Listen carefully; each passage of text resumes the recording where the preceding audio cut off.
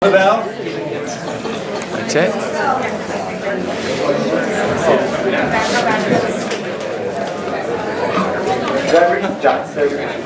Pardon me?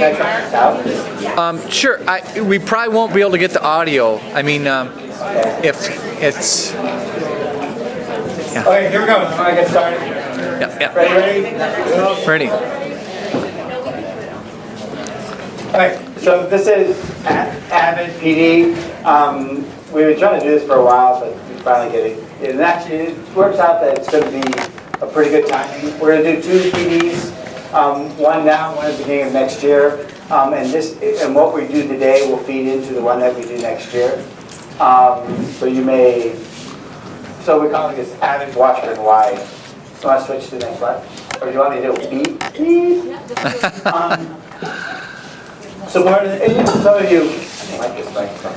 Some of you know this already, kind of, but AVID, there's a misconception that AVID is just the AVID program, the AVID elective class, and that just the AVID kids are here and that's all they do, and just what they do is in the AVID elective class, and that's it.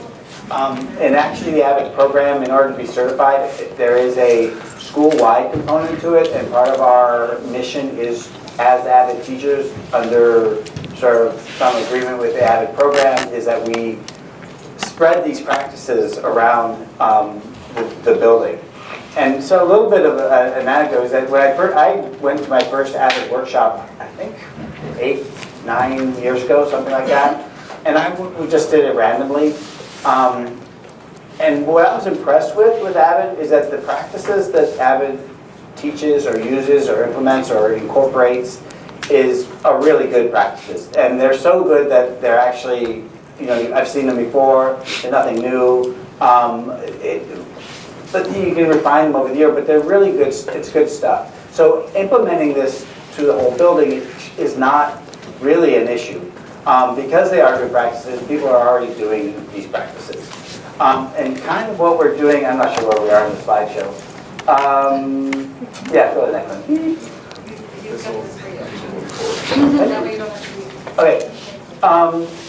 So what we're trying to do today is, one, talk a little bit about sort of the curriculum areas of AVID, and elicit some responses from you about practices that you already do that fit into this sort of AVID described curriculum areas. So we're going to review some of the AVID best practices. We're going to tie these to the WICR acronym, which is how AVID describes the categories of practices. And then we're going to solicit some examples from you. The idea is that we are going to collect these examples, these exemplars, and put them into a resource book that we will keep on adding to over the years, give to new teachers as best practices for AVID. And I just said that. Go on. So this is the acronym that we're going to use. WICR stands for Writing, Inquiry, Collaboration, Organization, and Reading.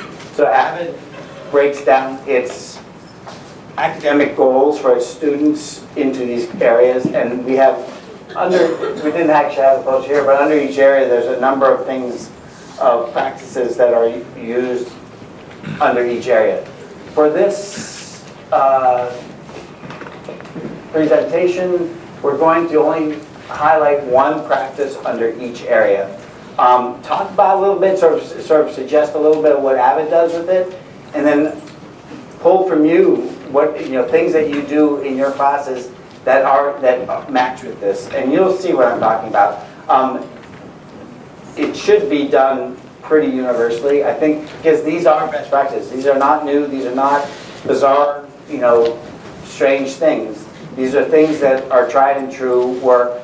And part of what we're trying to do is document this, that we do these kind of AVIDized practices in the building already. And a little bit of what the stick is behind this is that every year we get certified as an AVID site. This year they've changed the certification process, and a larger part of that certification process is proving that you are doing AVID stuff building-wide. So that's kind of what we're motivated, that's kind of what's sort of whipping us into shape a little bit with this. It's something we should have done anyhow, but it's a larger part of the certification process, so we need to be certified, and so we're going to do it. Okay. So this is the first part. So again, back to Wicker, writing, inquiry, etc. The first one's writing. What AVID does, what's sort of the focus of AVID writing is using Collins. I don't know if English teachers might know the Collins methods, but it's also, and you use FCA, so when you're editing writing for grammar and spelling and mechanics, how do you do that? And using focus correction areas in AVID is one of the things that AVID like doing. You take 2 or 3 areas that you're going to focus on, like indenting paragraphs, capitalizing I, and you don't edit a paper for the whole, or the writing for the whole, all grammar errors. You only edit for those specifically. And so and then everything else you just sort of ignore for the time being and just keep on focusing on those areas. What I would like to do now, so what I'd like to do now is, how do people, and try not just to be English, I know this is obvious in English and maybe even social studies, but how do you edit for grammar mistakes in assignments that you give to kids that they have to respond to in writing? Is that part of your curriculum? Is that part of your assessment? Is that built into anything that you do? Yeah, and we're going to do like 5 minutes for this, so it's not going to be like super long and detailed. I have a social interaction class, and when we do a warm-up, it's all about deep thought. But the thing that we focus on, the FCA that we look at, is the idea of capitalization and periods as communication. So if we're meant to interact with others, how do we know when ideas end, and how do we show respect for yourself by capitalizing I's, and for others by capitalizing proper nouns? Cool. Who else? Yeah.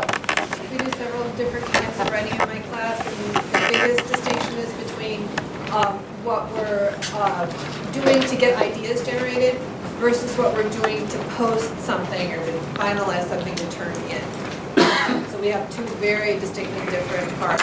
Do you have a rubric, or how do the kids know what they're being scored on in terms of grammar and mechanics and So stuff? it's mostly me walking around nagging them. Okay. So, Yeah, no, I get it. Anybody else? Somebody else? Some English teachers. How do you, I don't see. Oh, right. I, in my class, no matter whether I'm in social studies collaboration class, I say, we're going to write a paragraph, and I always say, I don't just say we're going to write a paragraph, I say, we're going to write a paragraph, and that means you have to have a topic sentence, supporting sentences, and a closing. And so that's how I always introduce a paragraph, and every paragraph that my students write for me, I look for those things. And so, and of course I teach what those things are at the beginning, but even at the end of the year, So if you're using a rubric, do you sort of have those things listed on top of the rubric every time? Yes. Okay. Anybody else? Grammar. How do you edit for grammar? Yeah. When students make a one-on-one appointment in the writing center with me, I will have them open up their Google Doc, and then I will have it, they'll share it with me, and then we'll both have it like on 2 computer screens. And I go into suggesting mode in Google, and then they're in editing, and so then I go through it, I can type over what they've written so that they can see what it's supposed to look like. Okay. And they can choose to accept it or not. Does anybody do, and I'm just trying to elicit like concrete things, concrete evidence kind of things. How do you direct other students to edit other student work for mechanics? I use that with my native speakers.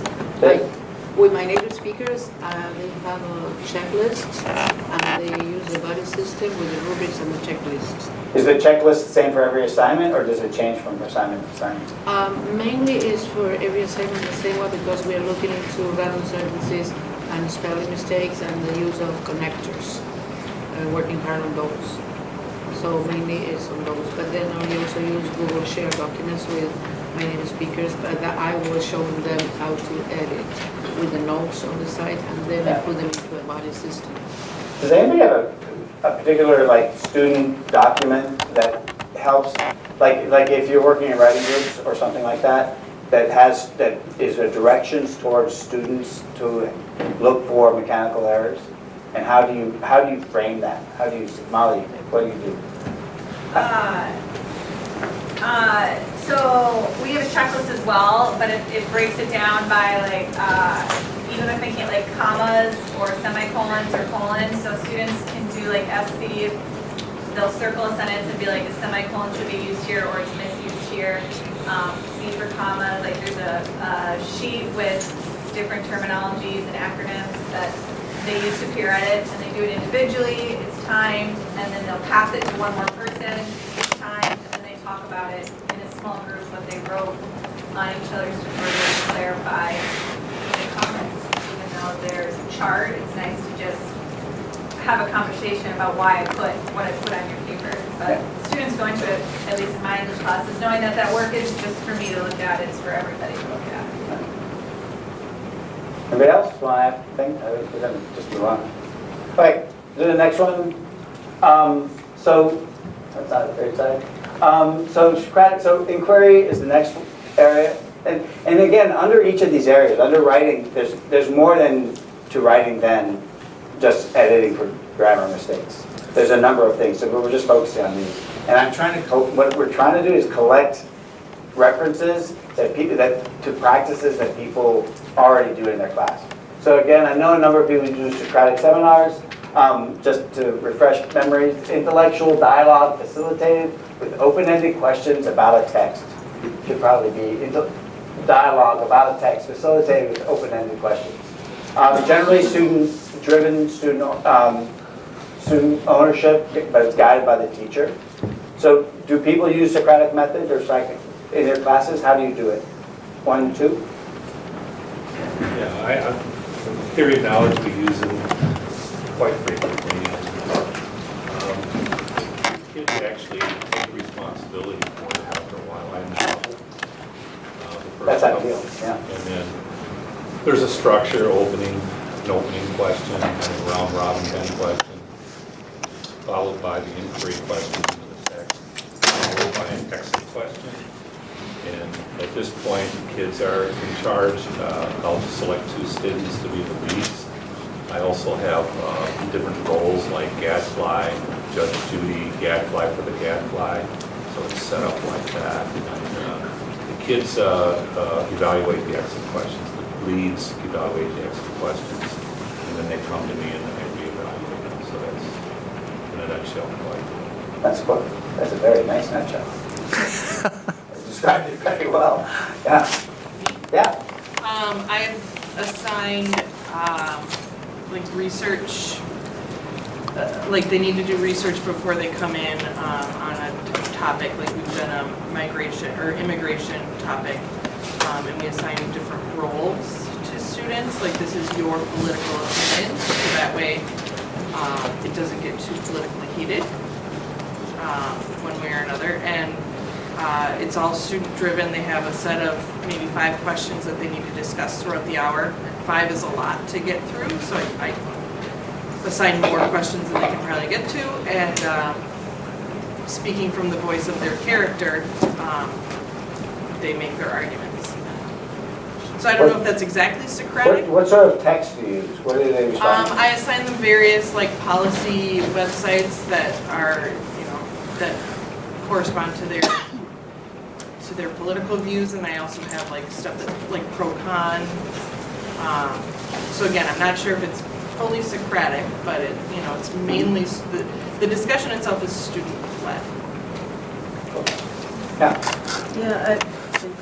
I do something similar where I have they draw these cards and they're colored hats, and then they have an article. They're in small groups and they're working, they read the article, and then each person takes notes. Like for instance, somebody will have like factual, and they're just like taking notes on the facts in the article. Somebody else is an emotional reaction, negative, and so they each do that, and then they talk together and they take notes on what the other person, red hat did. And then there's somebody sometimes comes out and is the synthesizer and putting it together. Yeah, the hat thing is cool. I like it. Anybody else? Some version of Socratic? Do our teachers do this at all? do our teachers ever have discussions of like paintings? Like that be a painting be the text or photograph? And yes, we discussed images, but the thing I wanted to mention is I have them pick different sides of, for instance, if we're discussing stereotypes, I have them prepare an argument for both sides. And then they randomly draw pencils to see what color pencil they get, and then that's the side they have to support with their argument. So that's been productive. Okay. So in some sense, what the common theme is kind of assigning roles. So it seems like that's a fairly common practice. Anybody else? Socratic seminars? Student-led inquiry? Versions of that? It's kind of a version of it, but one thing I'll do is when I have my students reading like certain sections of a text, they'll write their own questions. So they'll write different levels of questions, and then they have to come up with, if they were the teacher, what would they be asking about what they read. So they're coming up with their own questions, and rather than answering, they're actually asking. Yeah, I like the idea of the putting yourself in the place of the teacher. Anybody else? I'm not, actually, I'm just trying to be positive. I'm not trying to take out special. Okay, we're gonna move on. Think, pair, share. This is an old hat one. So students think about a question, they pair up with another person, and then, or a smaller group sometimes, and then they they share it with a larger group. So it's one independent thinking, testing that independent thinking in a smaller environment that makes it sort of a safer environment, and then you make it public. And so after it's been tested with a smaller audience. Anybody do think, pair, share? 1, 2. In my collaborative math class with Luda, we do what's called a turn and talk, in which a problem is presented, and the student is supposed to, on a whiteboard, they attempt it themselves. When they're done and the table partner is done, then they turn and they work themselves out until they come to an agreement on what the problem would be, and then it comes back to a large group in which we can then hold up the board so that everybody can see what each group collaborated to figure out, and then how it relates and changes between the students. Cool. 1, 2. I do this constantly, but the only thing I have to add to it really is that I set up my seating charts this way. So I color code students like green, yellow, red, and then I put a green with a yellow and a yellow with a red, so that when they're doing their constant think, pair, share, or turn and talk or whatever, there's always somebody that can kind of help the conversation along, because there's some students in Spanish who still really can't Spanish. Okay. So you code it. What are the coding? The codings are fluent, not fluent, or less fluent? Yeah, based on their assessment. Okay. Sometimes we try to do it either in pair or in a small group, like 3 or 4 students at a table. And that works well when I have them either looking at like a group of slides, like I make up a slideshow and then they're looking at it, and they can pick one to like describe one of the slides to describe or answer questions about work in group, and then present their conclusions to a large group about what they noticed and what that might mean and things like that.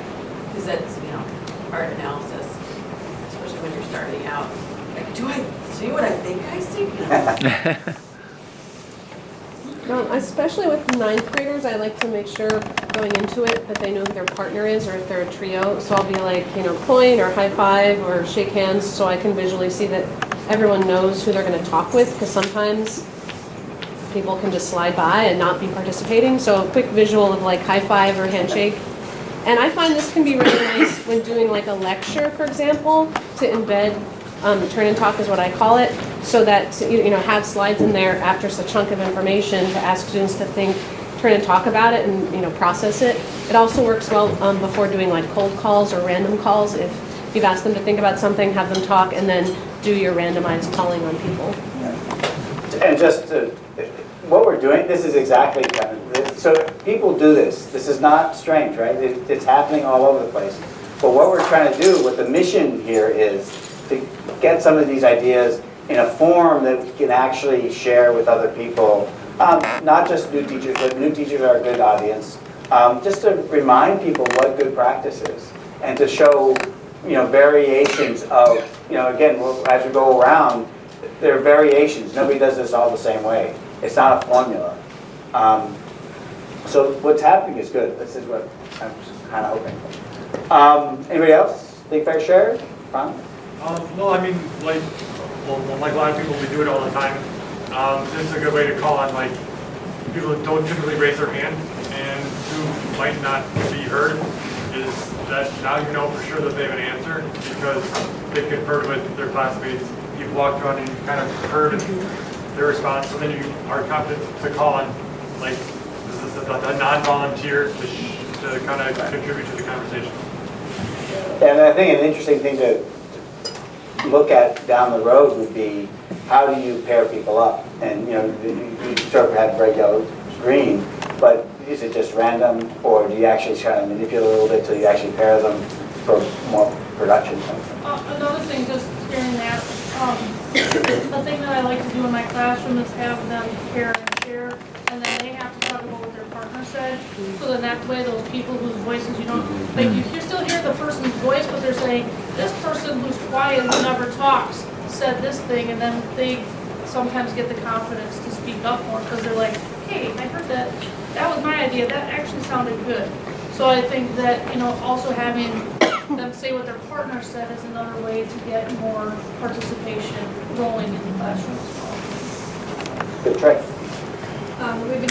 We have been doing a lot of work this last week over personality types. So first they take a personality type test where they split into 16 different groups. But then they have to talk about working group types and choose the fourth choice. They have to choose one quadrant where they typically operate out of when they're in a group. And then they have to form groups with all 4 kinds of people in each group. And then we did some investigation right now. It's up in the hall if anybody wants to see it. But then the final step is reviewing what it was like to actually consciously find somebody who thinks differently than you do, and what they bring to any project that they're working on, and what is that like to work together on a project. So we're doing kind of a goofy project to begin with, and then we actually are going to move into a more strenuous kind of project that hopefully is going to be done at MCTC when we get done. So. But that work group type thing is that would lead to good reflection about how you work with people and not work with people. Preparing you for the workplace. Anybody else want to throw something in? Organization is the next one, quicker. This is a little weird. So this is definitely something we do in AVID. We have the kids do a planner, and this is actually a handout I use in AVID about what a planner looks like. But this is kind of one of the things that I think, as a general rule, we just assume kids know how to organize, that we tell them to put it on the, make a note of this, and they just do it. And just because that's logical, they should do it, right? And then we don't. And we don't actually teach organization very much. And we do in AVID, and that's good, but I think it would be something that would benefit the larger community.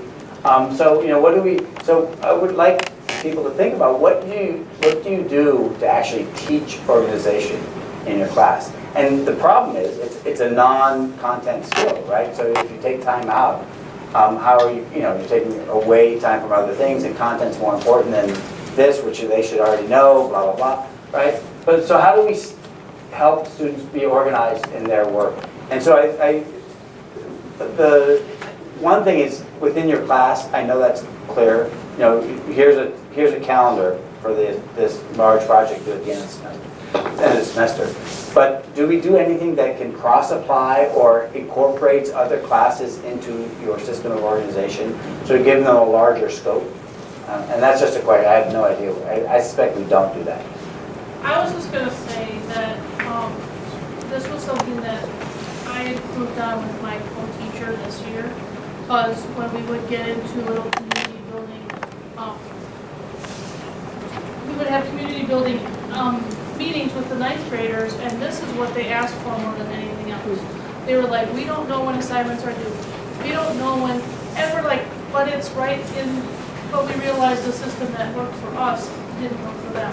And so we're working on changing those systems and being more clear and having it 5 different places in the room as opposed to one place. And so this is something that I've been trying to think, and when you guys figure it out, like how we can do this, I'll be the first one to jump right onto it, but I don't know how to do it, but this is what the 9th graders were asking for. It was really interesting because we thought, well, it's in Google Classroom, or it's on the board right here. Well, that's not enough for them. They need more places for those things. What would be nice, what I was thinking when I was writing stuff like this up, is that it'd be nice if each kid had their own calendar that teachers could actually input onto.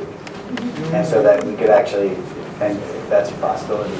I think it also ties into the brain research that Rhonda gave us, a couple of years ago. What is logical to us in terms of long-term thinking and organization just isn't in the kid brain yet. And some kids have it better than other kids, but I would venture to say most kids do not organize terribly well. What do you do? I mean, do you count it? Yeah. At the beginning of World History this year, when we were covering content that most kids had so much familiarized themselves with, and it was things they needed to go over, but it was a review for a lot of them. We took the opportunity to spend 2 days on Cornell notes and different ways to use them, stressing the importance of the way that works for you might be different than the person sitting next to you for me. So demonstrating 3 different ways to use them, and then letting them use that template over and over until they got into the habit. And then I gave them the freedom to step out if they wanted to step out of that box and use their own format for notes, but just stressing that importance of note-taking and what good note-taking looks like. Right. So does everybody, if you have a big assignment, do you give a calendar or something like that?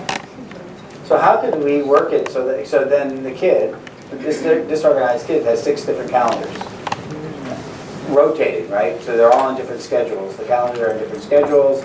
They're coming due at different times.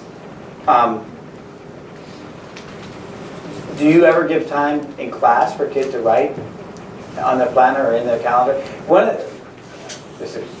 I kind of miss not having phones in class because I would like to have that calendar and actually have them just say, take out your calendar and just put it in right now. Why don't you? The thing is, I'm feeling like this is a kind of a question for us to think about, because so many of us have different kind of classroom management systems. Some people are still like maybe a little dinosaur-y, and some people are like 100 maybe have switched classroom management systems, so they find some things more effective. If we're giving students a paper calendar, a paper planner, and every student's supposed to have them, I think as a school, like 15 years ago, when I started teaching, like every teacher at the beginning of class would say, take out your planner, write your blah, blah, blah. But we don't do that, and the question is whether we want to do that, whether we want to have a unified system as a school that involves paper, or whether we want to do something else. I mean, maybe like the genie is out of the bottle, and like it's not possible to have unification anyway in that. Right. But I think it's a question. Like, if we want to use paper planners, then as a school, we need to support it. Right. Just 2 things. One is that I do every day after my warm-up slide, after kids share out from the warm-up, I have a reminders and announcements slide where it has the homework that's coming up, both short-term and long-term. And I do ask them to take out their planners and write in all of that right at that time. So there's a regular time to do that. Do you think it works? Do you feel good about how it's working? I do. Okay. I do. I do still think some students are stronger than others in terms of balancing all of it. I've got some students who are color-coded by class, and some kids are crazy with planners. Right, they've got their 6 different highlighter colors, and they're, whatever. But that leads to the second thing I was going to say, which is that I almost feel like students respond to other students better than they respond to us sometimes in terms of learning new skills or ways of doing things. So I wonder if there's some way that we could harness those folks who do have a really good system that works for them and almost have peer tutoring on organization or something. I don't know what that would look like, but I'm just brainstorming if that would be possible. Brainstorming's good. Any other ideas? Yeah. We actually look at organization differently. So here we are now looking at organization in terms of time and space and recording them as science, process, skill, acquisition. So when I'm hearing recording the material, recording the information in a particular space and retrieving it, for my class, I look at it under recording events, recording phenomena, and so on. So when I think about organization, I think about organization, how they're thinking about, how they're organizing their thought processes, how they're organizing their, the concept that they're learning so that they can, in a particular manner, in a kind of design process way of representing information. And then they then reproduce that information. So I'm thinking about synthesizing that information, optimizing it, and replicating it when needed. So that's the way we think of organization, at least for my class. That's the way I think of organization for my students. That's what I emphasize when I talk about organization. Then when I'm talking about recording the event, then that's when I then look at some of this.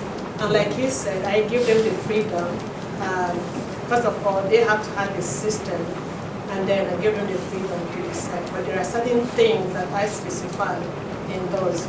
Well, and there's, again, this is only one aspect of organization. One thing that's similar in terms of keeping a planner kind of thing, or keeping a calendar. Note-taking, I think, is one thing that we just assume kids know how to do. And AVID, I do it in the junior class, but, outlining.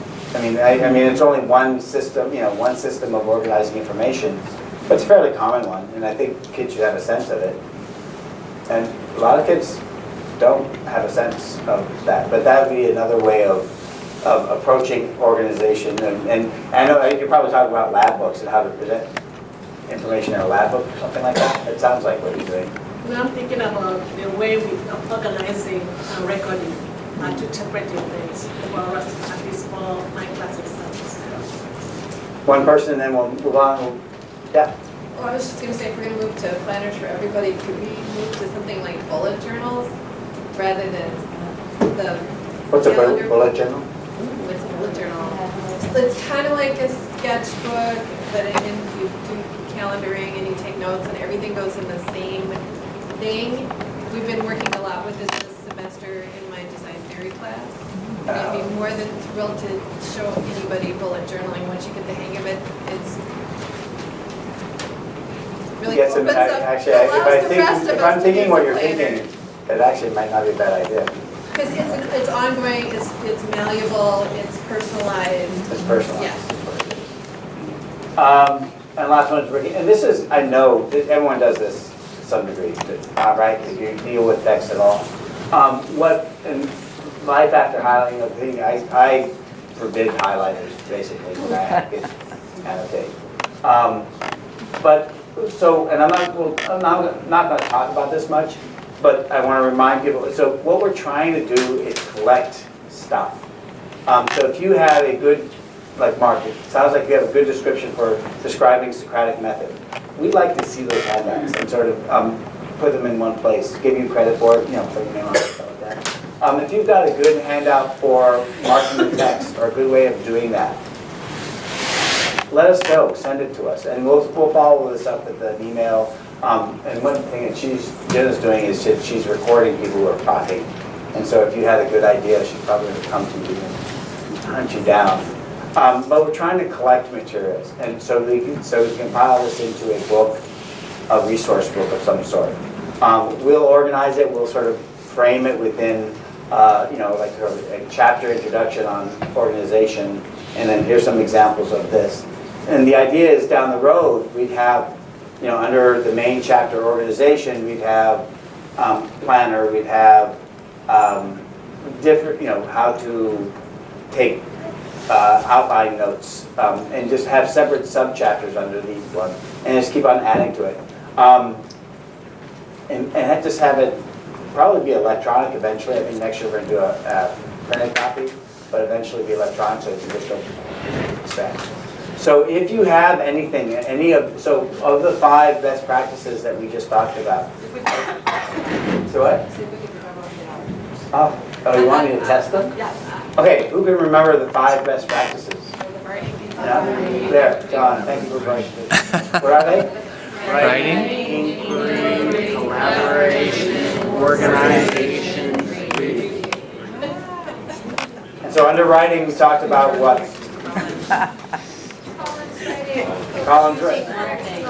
And FCA. FCA is corrected grammar. Under inquiry, we talked about? Under, what's CF? Collaboration. Inquiry. Is that right? Oh, organization. Planner. And reading. Marking the text. Okay. If you are, I know you know some things work really well with, you go, this is my star thing. I do this every year. It's great. I love it. If you have something like that that fits under one of these categories, send it our way. Send it to Jenna, send it to me, anything you want. Just so we have it. So we're trying to collect this stuff. Okay? Any closing? We're done pretty much. Thank you for your support. Hopefully this will turn out to be something practical and not just another day gone by. Trudging towards death.